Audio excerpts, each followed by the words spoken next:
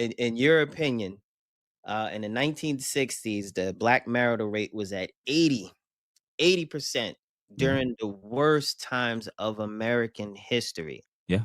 And now we fast forward 4 decades later, and the marital rate is at 20, black women, I believe, are married at 29%, and we're at, 36. Yep. What do you think contributed to the plummet of the nuclear black family and marriages just spiraling downward? hmm From the male side, a lack of willingness to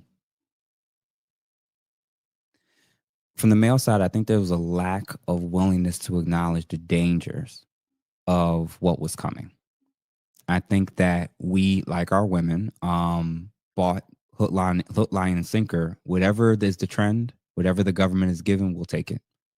And I think that if the government was offering integration, we jumped into it. If the Mhm, government was offering CIA drugs into our community, many of us took it. If that was the new it thing to do in the late 70s and 80s, where a lot of us was just going to all these coke parties and everything, a lot of us did it.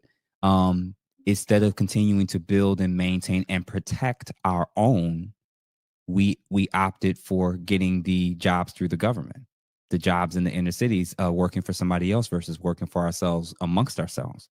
So we did a lot of trade offs that set us up to be very vulnerable for what was to come, which was our women being much more susceptible to being lured away by the government, by the trinkets, by the subsidies, etc.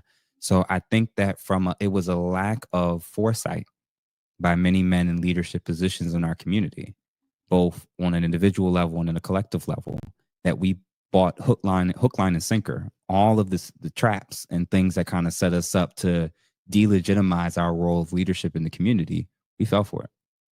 mm. The drugs, the desire to replicate and imitate gangster culture, the unwillingness to continue to build and maintain and protect our own as far as our businesses, our food, our infrastructure, etc.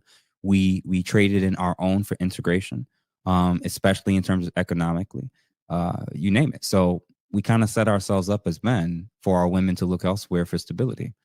In regards to the women, the counters to that is almost quite obvious. If your men are if now those same jobs that your men historically were doing in the past amongst themselves, now they're losing their income because they were doing all of these factory jobs that got shipped overseas when they wanted to do cheaper labor. And it's harder and harder for all these men, especially in the urban areas and the rural areas. Now she has to figure out how to make ends meet. And simultaneously, while she's doing it, what incentives were in place for her to be able to get access to some of those things? Sometimes, not in every jurisdiction, not in every state, but many of them, they were literally told there cannot be a man in the home. Can you Never say happened to. can you say that again just the way you said it? They were not in everywhere, but in many locations, in many spaces, they were taught and told he can't provide, they can, and they say he can't be here. The choice seems obvious. And they did.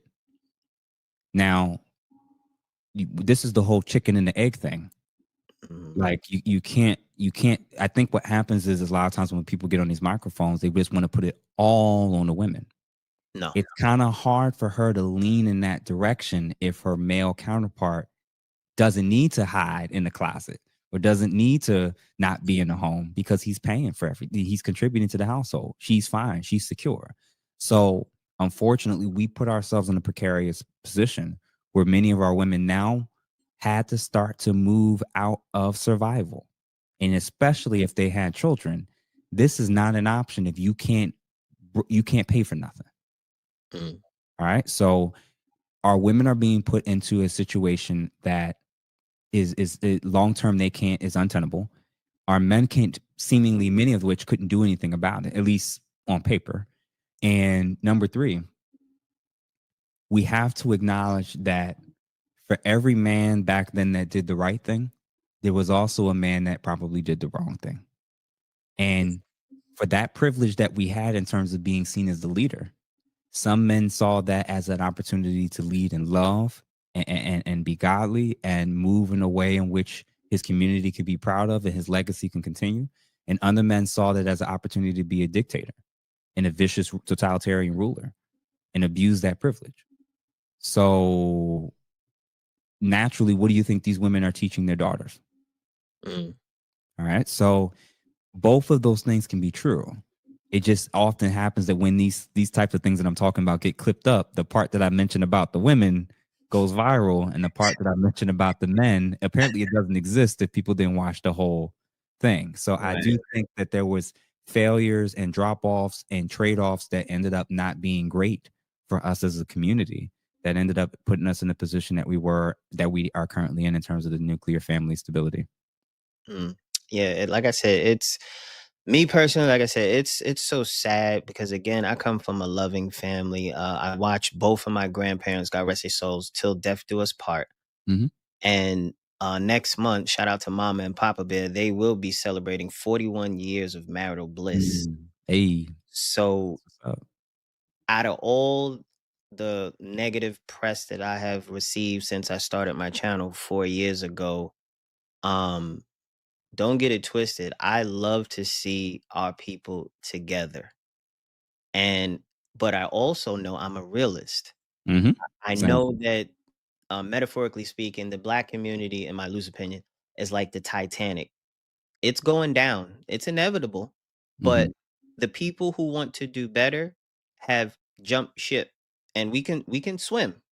So everybody else who's skeptical, they're like, "I don't know. I feel safe on this boat." But we're like, "It's going down. Mhm. Come off the boat and come with us. We will bring you to safety. You just gotta trust me." Mhm. Mhm. And being like I said, being that it has been so many things, you can't just really pinpoint it to one thing and put the blame, like, "Well, it's because of this." Mhm. Like, no, it's a multitude of things. It was the government. It was racism. It was bigotry, redlining, Jim Crow, Black law. Like it's so many things all in this little sphere, Yep. and we just got hit like a shout out to my Street Fighter, a dual kit. We got hit in the Mhm. chest. We got Mhm. hit in the chest with it, and nobody in the world shares our experience. We've been introduced to the world through trauma. Yep. And a lot of us, unfortunately, men and women, we refuse to let go of the trauma. It has like a hold on our brain and how we see each other. Almost just segueing for a second, like the art Mhm. of war, Sun Tzu. How do you take over? How do you take over your enemy? You eliminate the man first, Yeah. because then the women and children are vulnerable. It's almost like in nature. If you eliminate the male out of the pride, now the Mhm. female and the cubs are at the expense of the environment, and Mother Nature will eat you alive. Mhm. So it's like, damn, how our women don't see this, that hey, we're not your enemy. We love you, but some of y'all can't go. Y'all gonna go down with the ship, and I'm not Mhm. gonna let you keep me on board. I'm jumping ship to safety, and I'm gonna swim to shore. Yeah. And again, like I said, it pains me that some, not all, some women will have their stance, and I call it outside noise. Mhm. Oh, who are you to talk about black women? Yo, mama black, you gay, you sassy, etc., etc., etc. And that's Mhm. why I alluded to the earlier talking point of they can't receive critique. And it's always in the form of when you're saying something that they don't like. Like it's one thing to have an Mhm. argument with somebody, but overall, if you listen to the message, put your feelings to the side and just listen to the message, you will understand that, hey, some of this medicine ain't going to taste good. Yeah. Some of this medicine is not going to taste good. And I think, again, in my loose opinion, that men and women, we need some of this tussin, like Chris Rock said. We need some of this tussin, not a Mhm. teaspoon. We need a grandma's big tablespoon that's on the hanging up in the kitchen. That big one, yeah. The Yeah, black yeah. community, we need a big old tablespoon of that tussin to get out the sickness and start seeing each other like, hey. we belong together, you know.